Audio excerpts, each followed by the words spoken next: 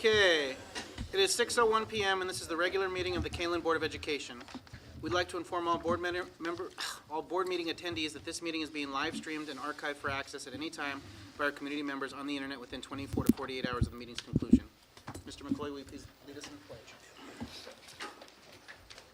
I pledge allegiance to the flag of the United States of America and to the republic for which it stands, one nation, under God, indivisible, with liberty and justice for all. Okay, it's going to take me a minute to look in this direction. Roll call, please. Mr. Gonzalez. Here. Mr. Mankivsky. Here. Mr. Kleisner. Here. Mr. Cook. Here. Dr. Lawler. Here. Mr. McCauley. Here. Mrs. Simmons. Here. All right, with 7 members present, we have a quorum. And welcome, Dr. Rowling, to the table. It's Excited to be here. Yeah. So, all right, is there anything the board would like to move from consent to new business? Going once, twice. Okay, if not, then I'll entertain a motion to approve the agenda as presented. So moved. Second. Roll call, please. Mr. Kleisner. Aye. Mrs. Simmons. Aye. Mr. Cook. Aye. Mr. McCauley. Aye. Dr. Lawler. Aye. Mr. Gonzalez. Aye. Mr. Mankivsky. Aye. All right, with 7-0, the agenda is approved. It's now time for the board/superintendent salutes, and I will turn it over to Dr. Layden. Yes, thank you. For this one, we are going to highlight our new staff. So I'll have Dr. Atkins come up to the podium. He will take a second to recognize our new staff that are in attendance tonight. Thank you and welcome. I wanted to take a moment to thank all of our new staff that we've had join the team here at Kaneland. Kaneland's a special place, and as we've had all of our staff onboarding and coming in, I think we heard some feedback from them tonight about their different experiences and the things that they enjoy very much about our family here. Kaneland's a special place. We do special things, and the people at the heart of it are the ones that work here with our students each and every day. We hear a lot from some of our board members about the experiences their own children have here, and I hope that we continue to make our community proud. I know that we will, and I wanted to thank each and every one of you for joining our team, being part of our team, and giving of yourselves to our students. I'm sure you've heard it said, as educators, we will never get out of education what we put into it, except for what we get out of our kids. So we're not here for the fame and the glory. We're not here for the superstar salaries or anything like that. No educator is. What we're here for is each and every one of those little faces that comes through our door every day. And then when we see them later on, as we see them grow and develop, as we see them personalize their own pathway in life, that's what we're here for. And you guys are the key component to that. So thank you for joining us. Thank you for taking time out of your busy evenings to come and meet the board. We welcome you and we thank you, and we're glad you're part of the team. So thank you.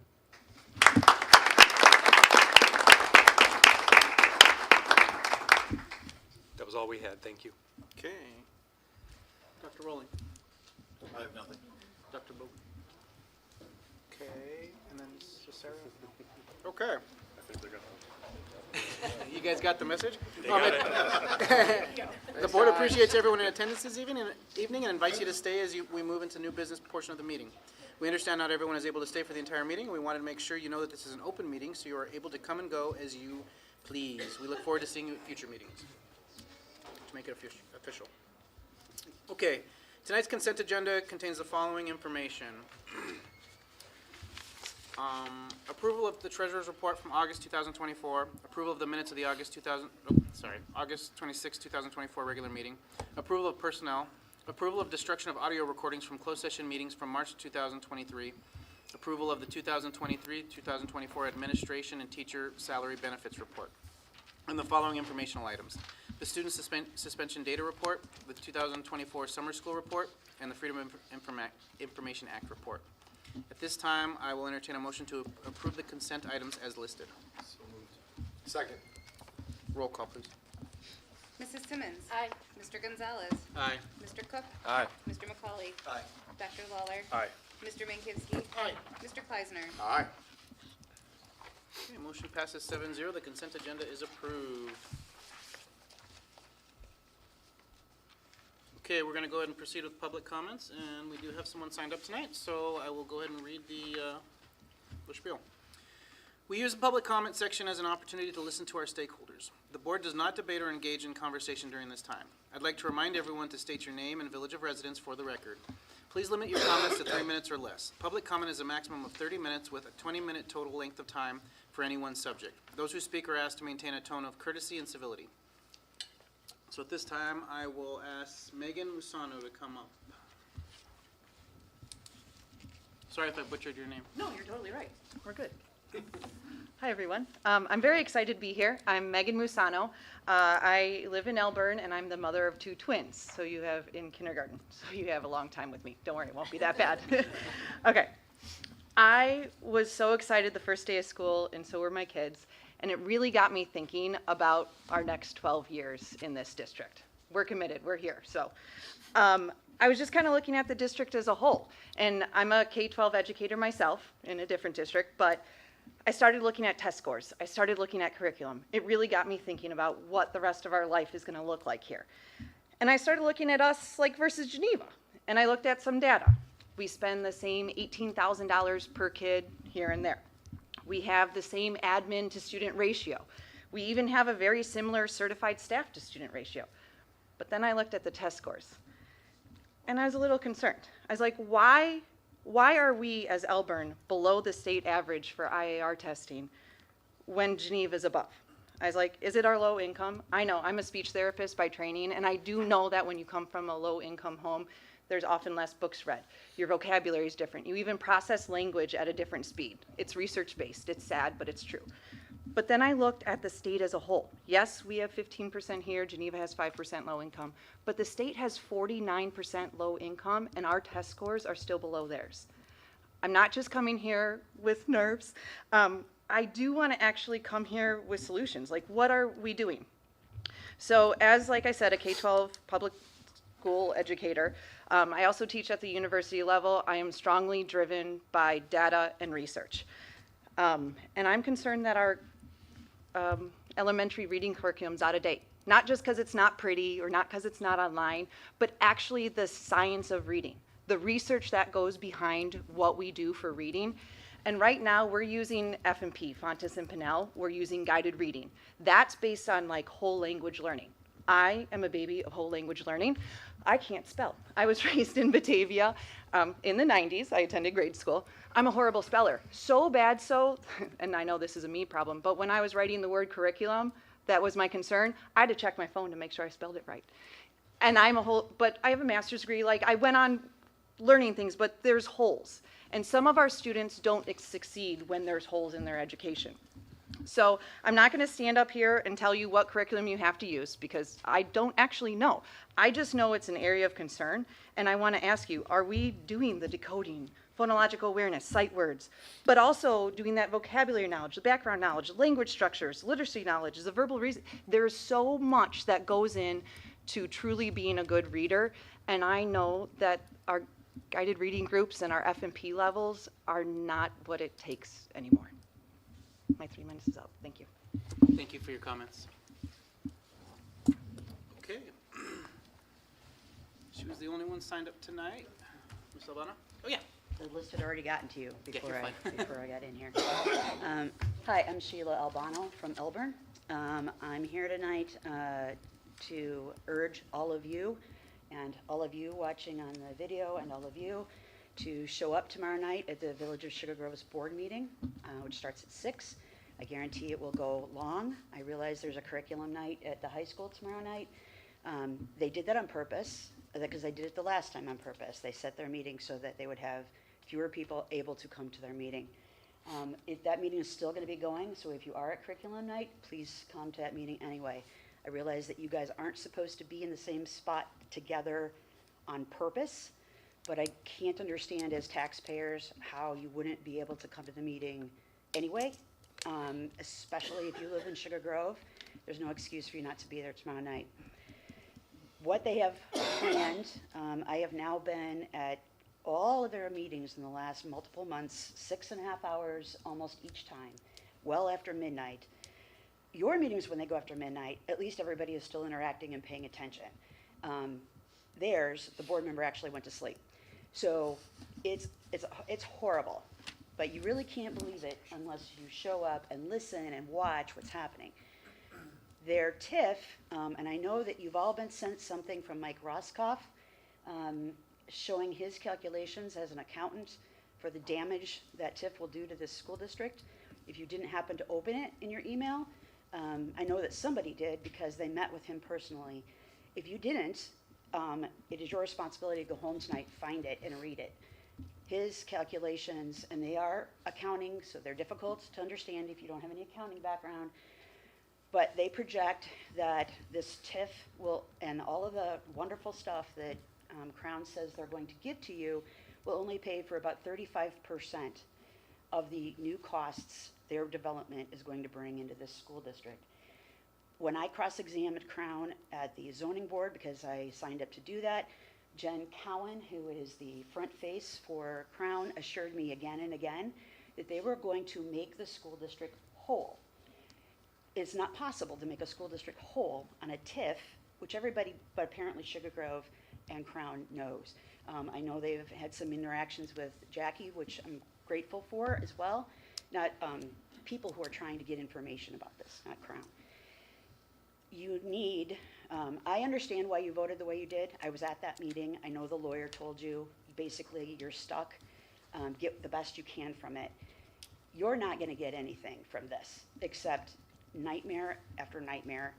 And the number one thing you're going to get is incredible danger to your students who are on the buses, who are driving in their cars, and their parents going up and down all of the roads down there in Sugar Grove when they add all of the components into this, and the lack of turn signals that are going to be on Route 47. So, thank you. Nope, I was Appreciate finishing. Thank you. I was watching.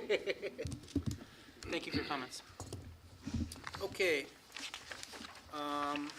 We're going to go ahead and proceed with new business. The first item of new business is the presentation on public hearing and approval of Kaneland CUSD 302 2024-2025 budget. As a reminder, I will be opening the hearing, and once I open it, Dr. Bogan will share information on the budget, and will invite the public to comment on this subject. And after public comment, we will then close the hearing and discuss as a board. So at this time, it is now 6:13 p.m., and I will open the public hearing for the approval of Kaneland CUSD 302 2024-2025 budget to order. Dr. Bogan. Thank you. In your package, you'll not only see the board memo, but also the full is the budget. That is a budget template that will be submitted to the state. I do want to highlight a few things. At the time of tentative budget, the operating expenditures exceeded operating revenues by approximately $3.9 million. With changes that we've seen over the summer, across all of our funds, in particular to the Ed Fund and Operations Maintenance Fund, Transportation Fund, and Working Cash. The new expected operating deficit is at $4.2 million. And so, while I don't anticipate that the year end will be at $4.2 million, we are going to work very diligently over this year to try and squeeze that gap. We do need to budget for all possible expenditures because the state does not allow us to overexpend the budget for each fund. So that's why you're seeing that there. The biggest changes in the increase in the deficit really are in that added FTE that we saw from June that we've approved, throughout the summer. So that was really one of the main drivers there. We do anticipate at the end of the year that operating fund balance will be approximately $10 million. So to put that into perspective, that's about 46 days of cash on hand. Tonight, the board is being asked to adopt a $78.9 million operating budget with a total budget of $93.1 million. I do want to highlight a few revenue changes. We did see an overall increase from local property taxes, and so there was an increase in revenue from that stream. That is the district's main source of revenue. The one exception was with CPPRT. Initially, when this budget was developed, we had budgeted for about $650,000. The state did release their estimates, and it is closer to, let me see here, $439,000. So we did see a significant decrease there. We also saw a decrease this year in federal funding, and so we did include that in our tentative budget, and it is reflected here. So this year, we have about $194,000 of ESSER funding still to fund, so that has been budgeted for both on the revenue and the expenditure side.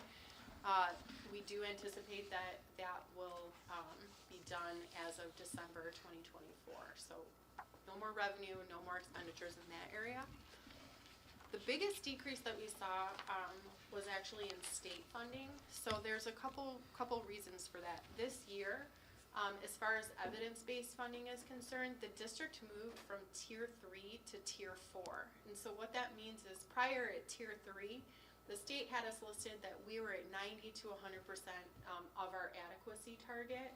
And the adequacy target is essentially how much money or how much capacity do you have on a local level to provide for your students. And so we were at Tier 3, so we were still getting a little bit of additional new tier funding money from the state through EBF. Last year we got an additional about $60,000. This year, since we've moved to Tier 4, we got an additional $3,400. So we do not anticipate receiving any new funding from the state through evidence-based funding, even if there's additional dollars put towards EBF at the state level. The second part is that I do want to mention is transportation. We receive about 80% of funding reimbursement from the state of Illinois for transportation costs, and so we're allowed to submit each year any reimbursable costs to the state. Unfortunately, they do prorate that amount, so out of that 80%, this year that 80% was prorated at another 81%, so we only got 81% of 80%, which works out to just under 65% of reimbursable costs. And so our budget this year is based on this year. So what we got last year, actually, that's what we're basing this budget off of. So we did see, a bit of a decrease there as well. Those were really the biggest changes that we saw for this budget.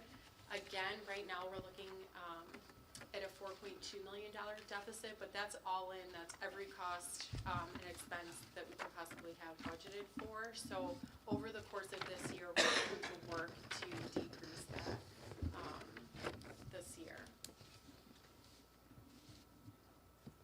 Are there any questions? So I think now we open it to public comment, and then once I close it, then we can ask our questions to board members. So, okay, so at this time, I'll invite the public to make any comments on the Kaneland District 302 2024-2025 budget, keeping in mind the same public comment guidelines stated earlier.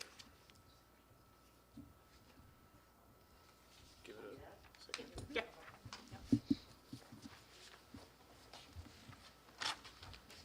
Hi, it's me again.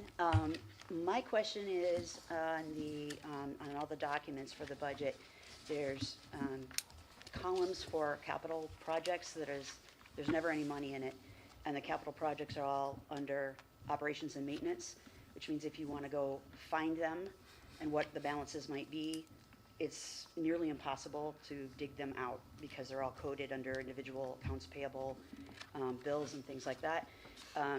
It may be that that's how it's supposed to be for the reports, I don't know, but I would strongly ask that there be, if that's the case, that there be some sort of supplemental paperwork that those of us in the public can go look at for all of your capital projects, not just once a year when all that information comes out in the spring. I should be able to go look and see what money got spent on capital projects for the Ignite Academy or for the track or for the boilers or whatever your capital projects might be, and then swing it back into your whole total number if you have to keep it under operation and maintenance. Otherwise, everybody who wants to know any of that information has to FOIA you every single time, which is not useful to the public and it can't be useful to Jackie and the administration. So whatever it takes to do that, I would very much like to see paperwork put out that we can go find those information on our own. Thanks. Thank you for your comments. Anyone else? Okay. Hearing no further comments, I will close the hearing at 6:21 PM. And I will now open it up to discussion amongst the board on approval of the budget. Dr. Bogan, if you're playing along at home and you hear someone say a $4.2 million deficit, it sounds scary. So can you maybe explain a little bit like how we're going to mitigate that, and that is just a projection in the budget, and that there are things that we're going to do to make that not happen? Yep, so, I mean, this year the budget is what the budget is, right? We know what our revenue is, Right. we know what our expenditures are. It's going to be decisions that we will have to make throughout the course of this year to help minimize that impact. The other part of this to know is, you know, our fund balance is cumulative, right? So we have been running a deficit for a few years, and so our fund balance continues to decrease. This year, we were required to submit a budget deficit plan along with the budget. And so that is one way in which we try and show, here are some different ways that we can help minimize that impact, you know, going into the 25-26 school year and for the next 3 years. This year, we're really gonna have to work sort of in real time, as we make decisions about things, you know, where can we sort of have that impact. So it's going to be ongoing throughout the course of this year, so this will not be the only time you'll hear me speak about it. Most likely throughout this year, you'll hear me come back, you know, with new information, with questions, with recommendations to the board on how we can minimize that impact for year end. What are we required to, and at what time? You said we've been running a deficit. How far do we have to bring it down? At what point? What's the date? So we have 3 years that we have to be essentially at a balanced budget. So we have 3 years to go from 4.2 to 0. Starting this year? Starting next year would be the first year that. 25-26. Yeah, Okay. the 25-26 school year would be the first year that we need to start working towards that. In all reality, we're working towards that now and throughout this year. You mentioned that federal funding has decreased.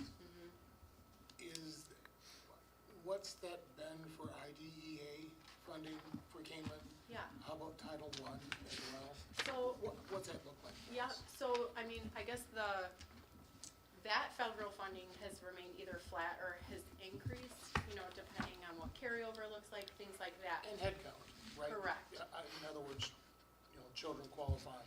Yes. Okay. This decrease in federal funding that we're seeing is a direct impact from ESSER, from COVID. So, you know, we had just over $1.2 million in initial funding, but that's gone away now. I think one of the really smart things that this district planned for at the beginning of that was that we really focused on one-time expenses. So we didn't hire additional staff, you know, that you saw in many other districts. So really trying to keep it to those one-time sort of expenses in that area.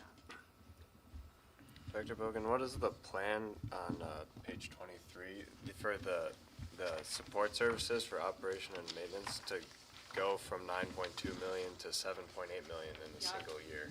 So that is like, right now, that is a plan. We'll, Mark Payton and I, the Director of Buildings and Grounds, will be coming back in the fall with our capital projects plan for the summer of 2025. Okay. But really, it essentially means that we will be doing no new capital projects for next year. So typically, we've budgeted about $1 million for the last 3 years. It's been between $2 and $3 million, and so that's essentially right now what we're saying is we won't be taking on any new capital projects. Is there any life safety projects that we have to take on? There most likely will be. Okay. We're at the end. This year was the end of a 3-year cycle, and so what we'll be doing is we'll be starting that cycle all over again. But it starts with another survey. Okay. So once we get the results of that survey, we'll be obligated to do that. So. From a historical perspective, can you remind us, going back a few years, how we've operated in terms of being in a deficit? Is this new Yeah. to So our it's district? not necessarily new. So if we look back historically, right, there's always these ebbs and flows, and the district really tries to hover around that zero mark, right? Like, if we look at an average over time, it really has stayed very consistent. You do have some sort of like these swings. The last few years, we've had some projects that we've needed to take care of that we have put money towards.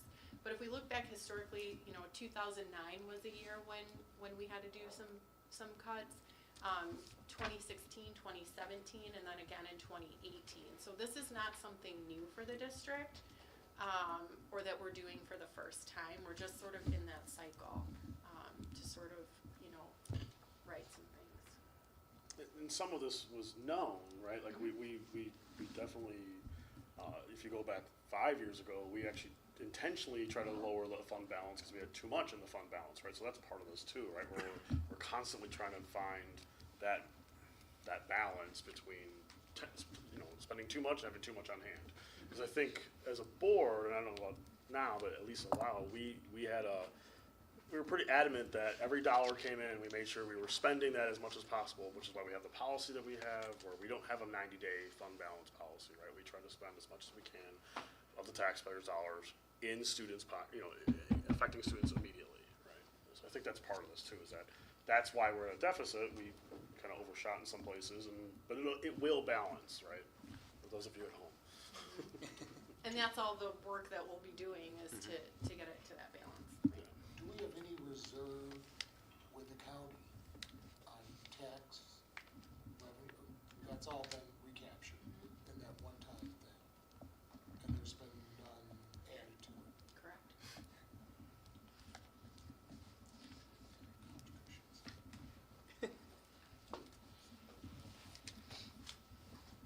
So we knew this was coming.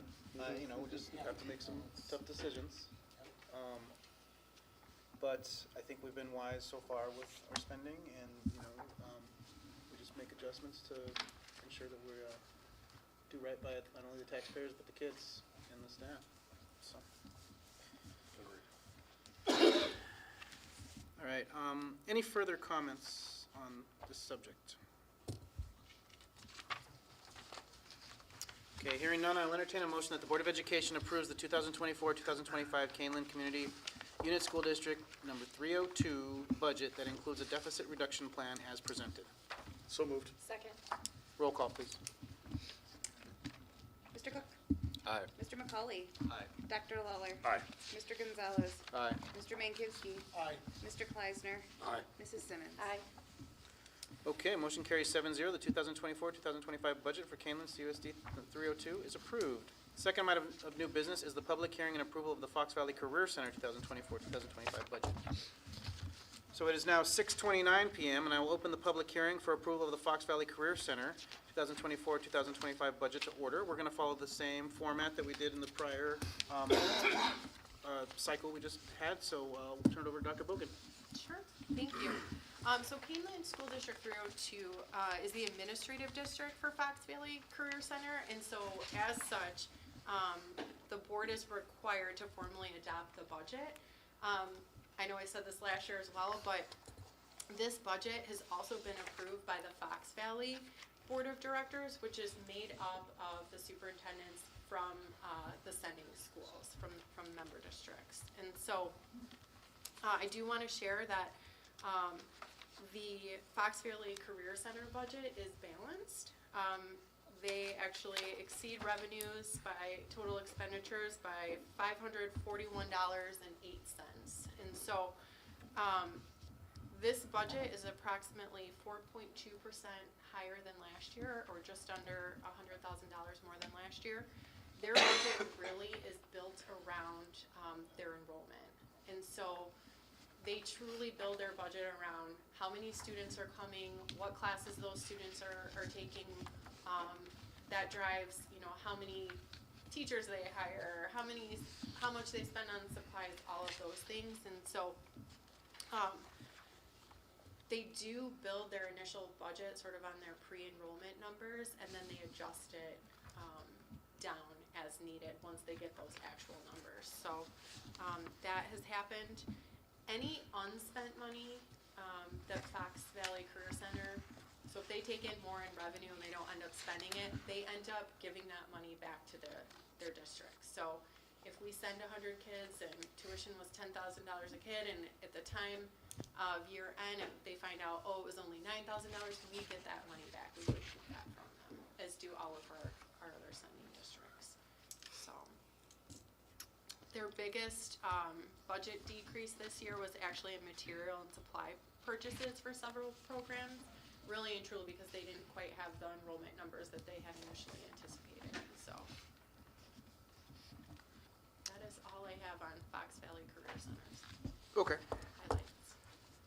So then, at this time, I'll invite the public to make any comments on the Fox Valley Career Center 2024-2025 budget, keeping in mind the guidelines stated previously. Thank you. Okay, hearing no comments, I will close the public hearing at 6:32 p.m. I will now open the discussion, amongst the board on the approval of the Fox Valley Career Center 2024-2025 budget.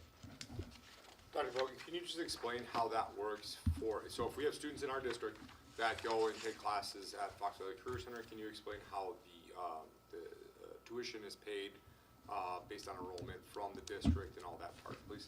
Yep, sure. So Fox Valley, they build their program budget based on the number of kids, right? So whatever their expenses are, they take all of those expenses for the program divided by the number of students, and then that is the tuition for that program. And so if we have 10 kids that attend that program, we pay Fox Valley Career Center that tuition for those 10 students to attend.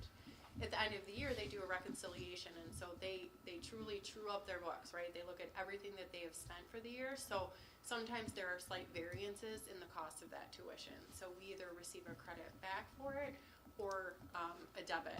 Typically, there is not a debit.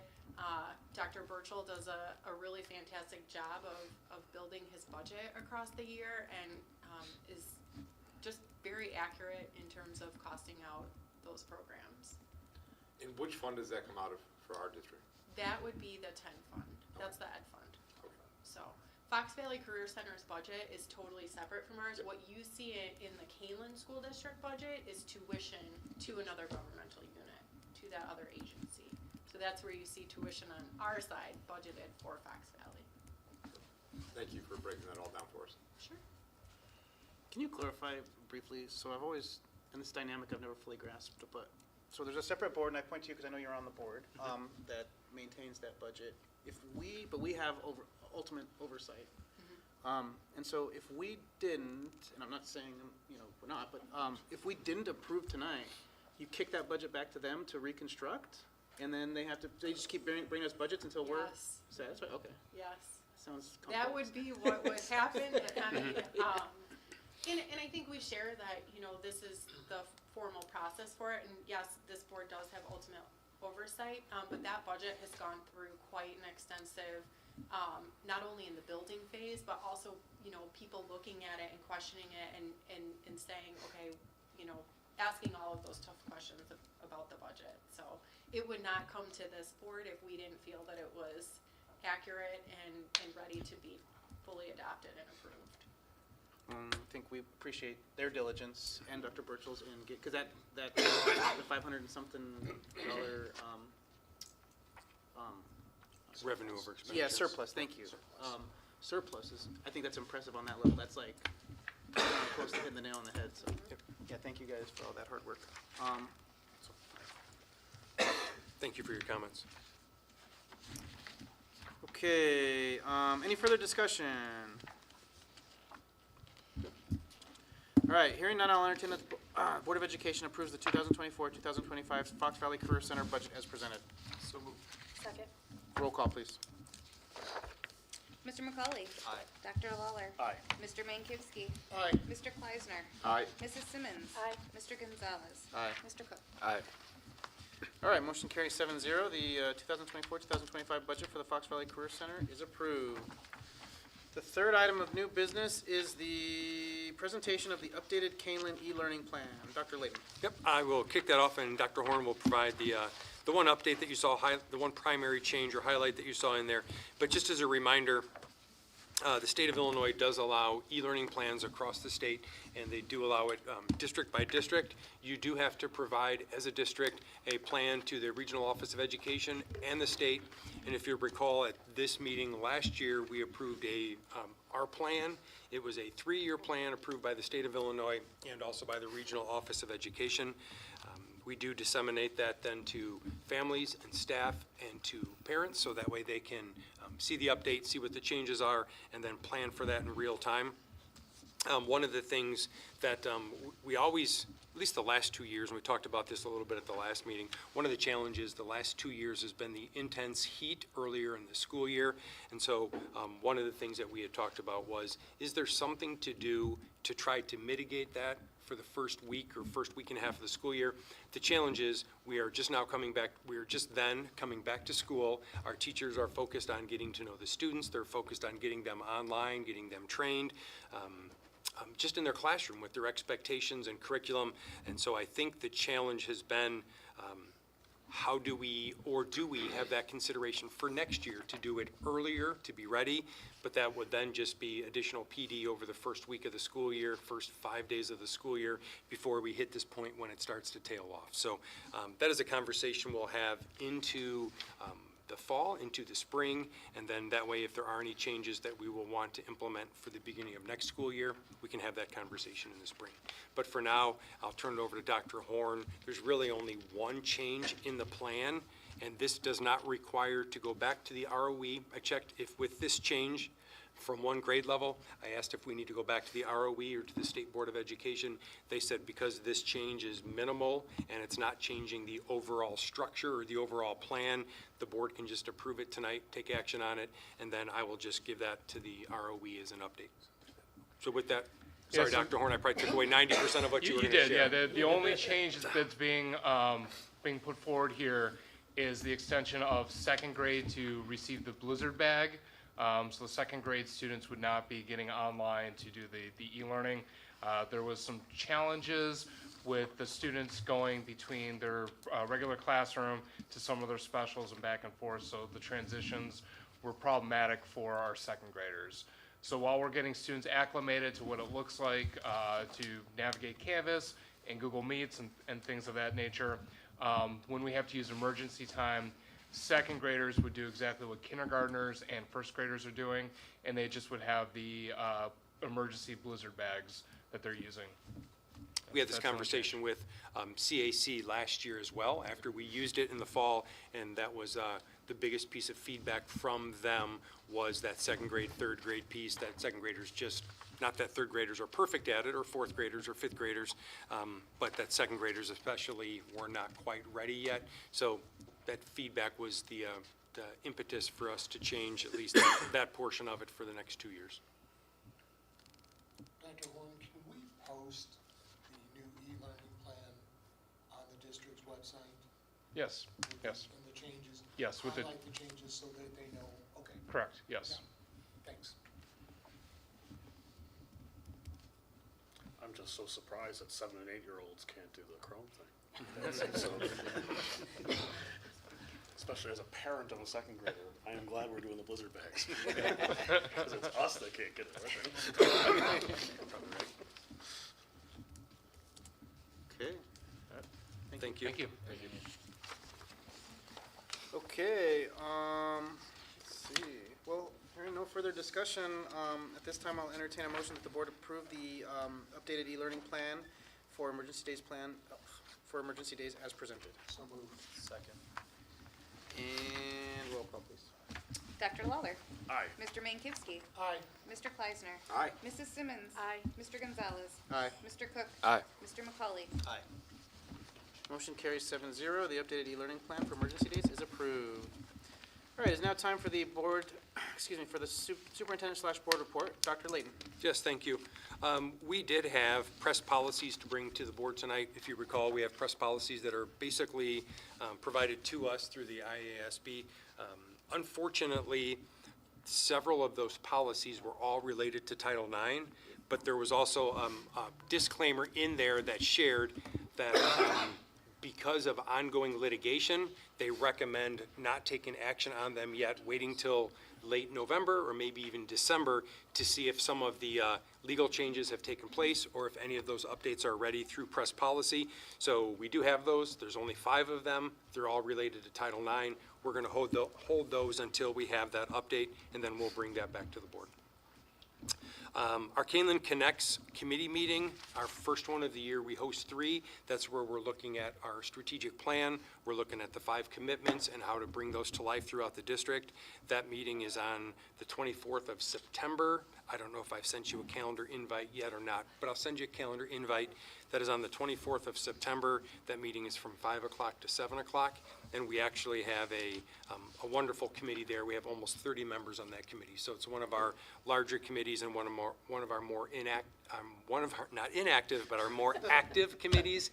And we did change the spring date. Last year we had a May date, and by the time we got to that date, we only had, I think, 2 or 3 members there. So we've moved that to before spring break. So we'll have it earlier in the year before all the outdoor activities start.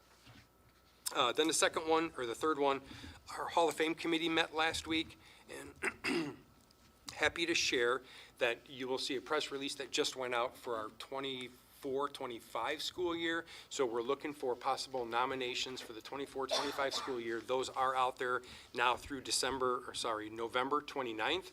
So over the next couple months, if there are any nominations, the Hall of Fame committee will entertain those in December, looking at their candidacy. Then in February, the group takes action on induction and voting.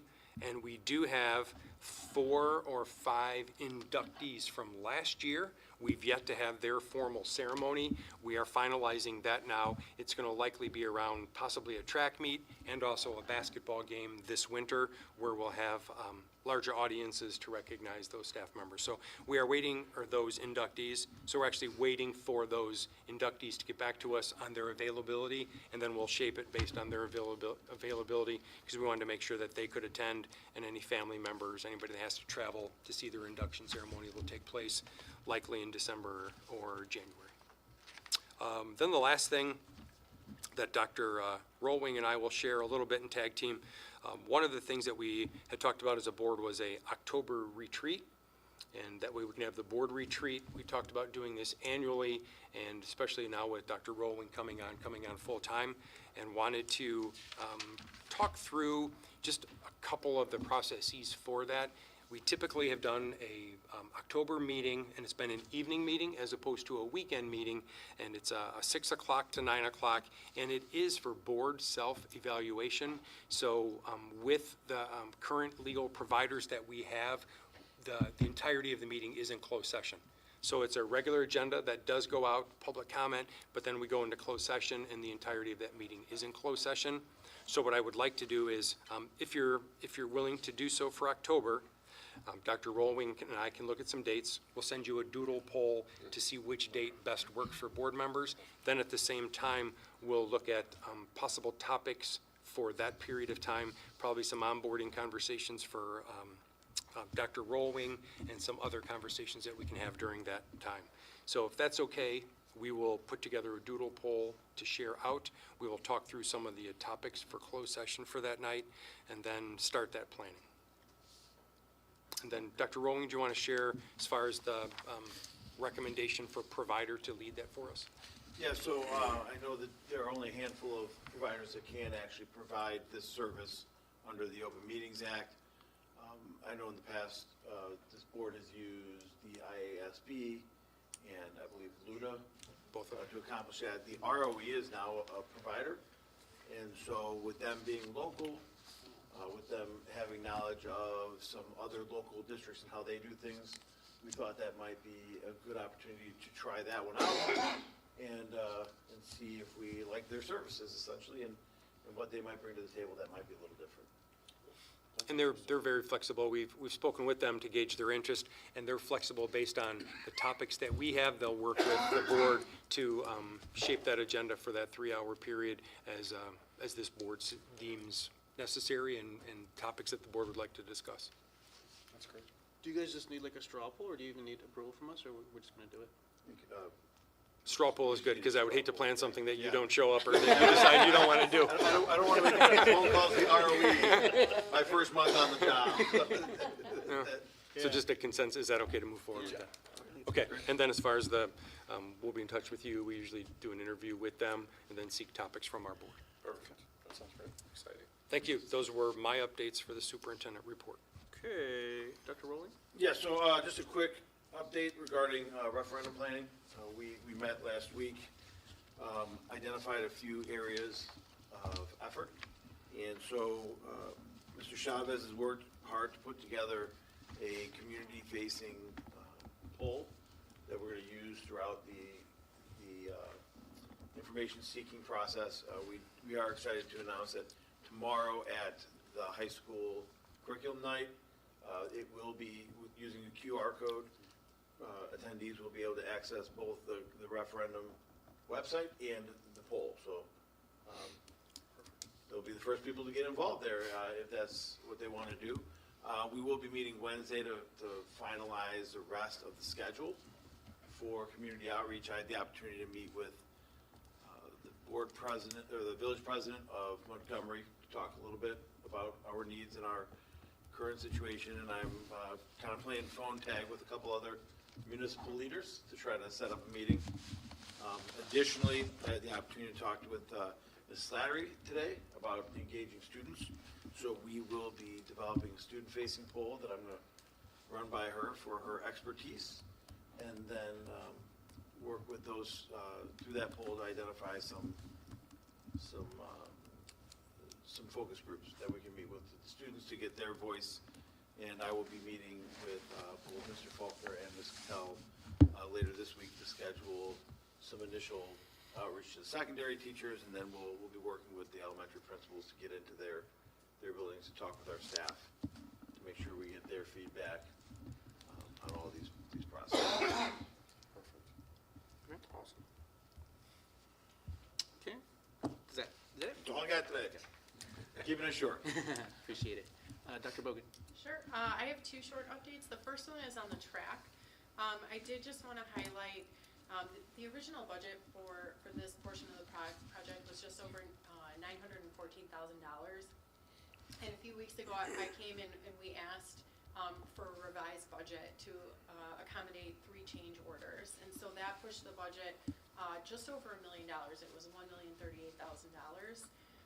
As we wind this project down and we're really coming to a close, we have been able to get new projected costs, new final costs. And so I am happy to report that currently the revised projected total cost of this portion of the project is just over $944,000, so $94,000 under that revised budget, and $32,000 over that initial budget. So very happy with where that project is coming in financially.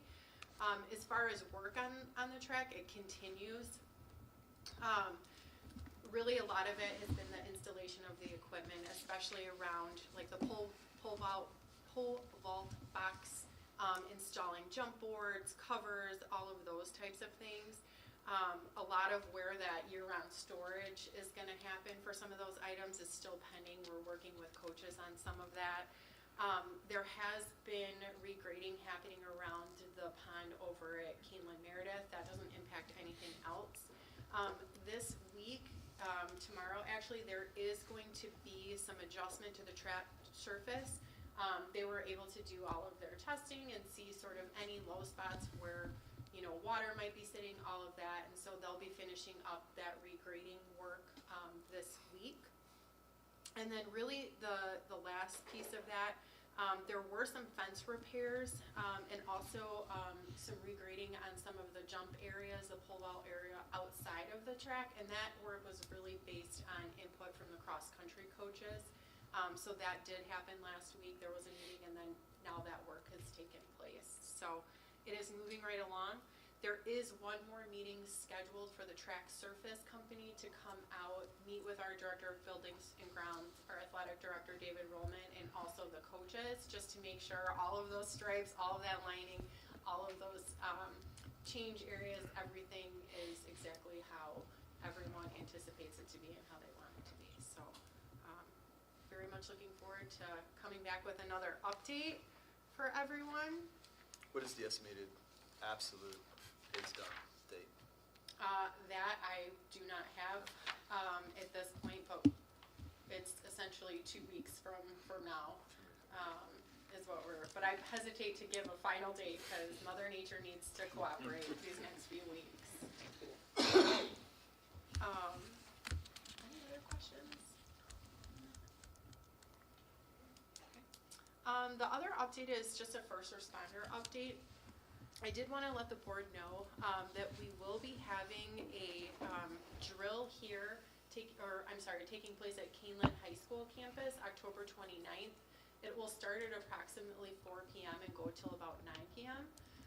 Chief Kevin Tyndall at Caneville Fire has been coordinating a large-scale walkthrough and set of drills with not only other fire agencies, but also EMS, communications, and local law enforcement. And so they will be having a large drill at the Kaneland campus. And this drill is actually in preparation for a larger scale drill that we'd like to do in the summer of 2025 that will include a reunification drill as well. So he has led those efforts, but it really has been just fantastic collaboration between all of our local first responders and all of their agencies, just to have that presence and that understanding of the campus and the needs here. So That's really great. If you could maybe pass on to them how grateful we are for that, I mean, that's really wonderful. So.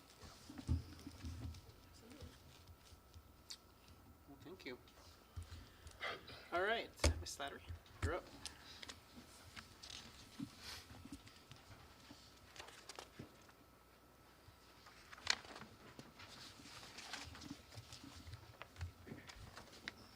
Good evening. Varsity football has started their season with a record of 2-0, going into their third game this week. On August 31st, the team played at Washington, winning with a score of 20-14. On September 6th, they played their first game at home, winning against Wakanda with a final score of 16-7. The night against Wakanda not only featured a win, but a gold theme in support for the non-for-profit pediatric cancer organization, CAL's Angels. Through the collaboration by the high school's student council, students and staff were able to purchase t-shirts during the high school's lunch periods, in which the proceeds went to CAL's Angels. Students showed their support of the organization by wearing these shirts to the following home football game. This week on September 13th, varsity football will be playing against DeKalb at home. This home game will also host a military appreciation night. Students will be able to buy shirts once again in support of the military during their lunch periods, and would wear those shirts at the games as well. Some other notable highlights include the high school's marching band placing 2nd out of 10 schools at the University of Illinois Urbana-Champaign competition, and the percussion section of the band would take 1st place. Also, girls golf beat Sycamore 196-221 and Ottawa 190-191. They also placed 8th out of 17 teams at an invite at Glendale Lakes Golf Course. They will play this week against St. Charles North and Rochelle on Wednesday. Finally, boys cross country would take 3rd out of 12 teams at the Sycamore Invitational hosted at Kishwaukee College. Senior Evan Nosek would win 1st out of 122 competitors with a time of 15:15, and junior Evan Wilden would take 10th with a time of 16:31. Their next meet will be on Saturday, the 14th at Peoria High School, and then that's all I have for tonight. Thank you. Okay, board members, anything? Sure. No? All right. We'll go ahead and proceed with topics for future agendas. We have, just as a reminder, we do have 2 topics, or 2 or 3 outstanding topics that I've noted.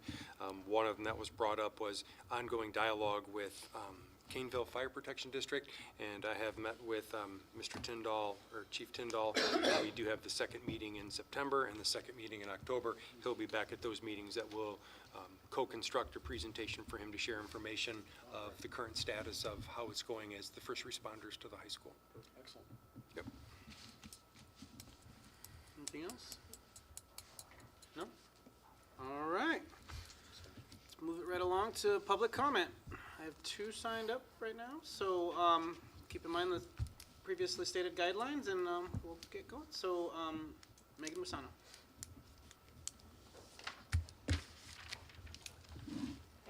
sorry I have kindergartners because this is fun. I came here really for my first comment, but staying for more has been enlightening and great. And it actually caused me to watch some previous of board meetings talking about KIPLA and our Ignite Academy.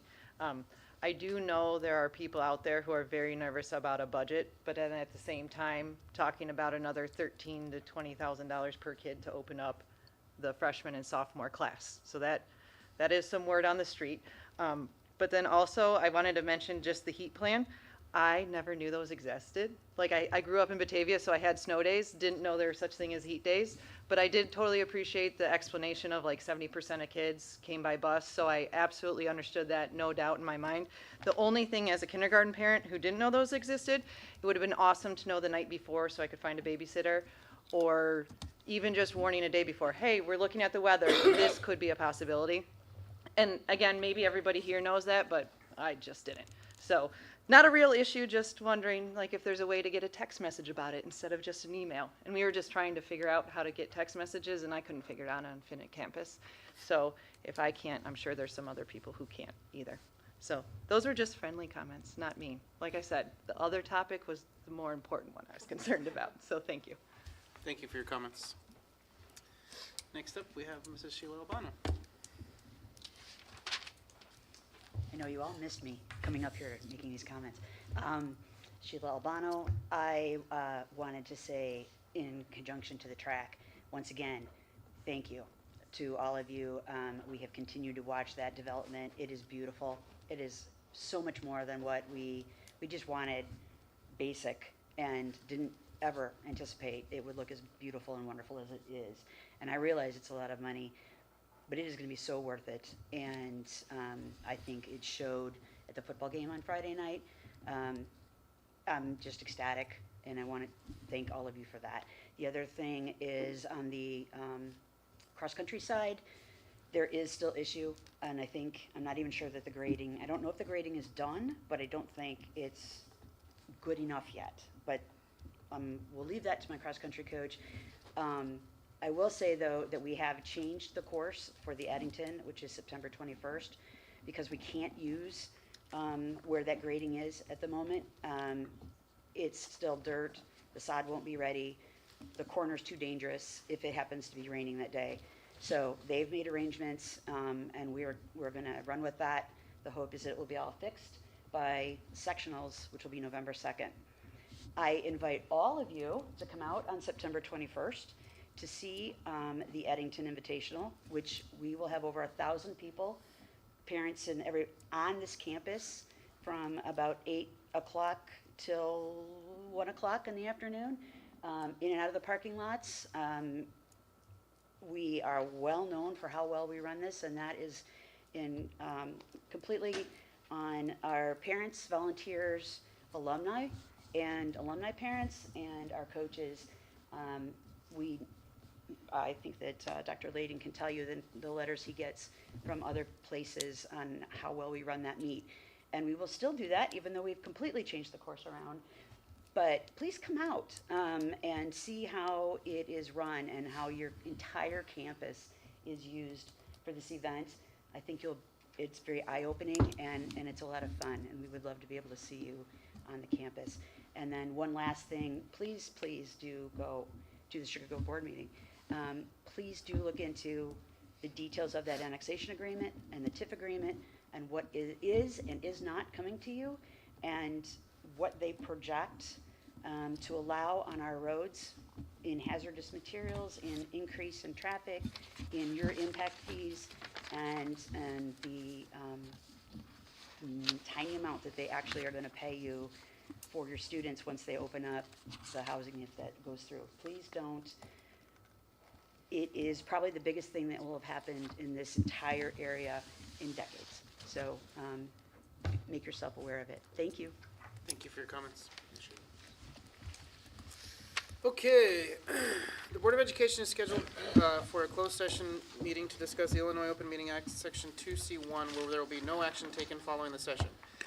Therefore, after the vote to go into closed session, the recording of tonight's meeting will be concluded.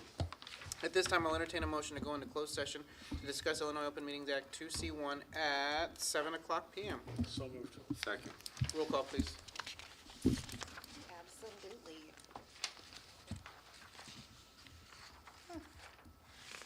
All right. Mr. Kleisner. Aye. Mr. Cook. Aye. Dr. Lawler. Aye. Mr. McCauley. Aye. Mrs. Simmons. Aye. Mr. Gonzalez. Aye. Mr. Mankowski. Aye. Okay, 7-0. We're going into closed session.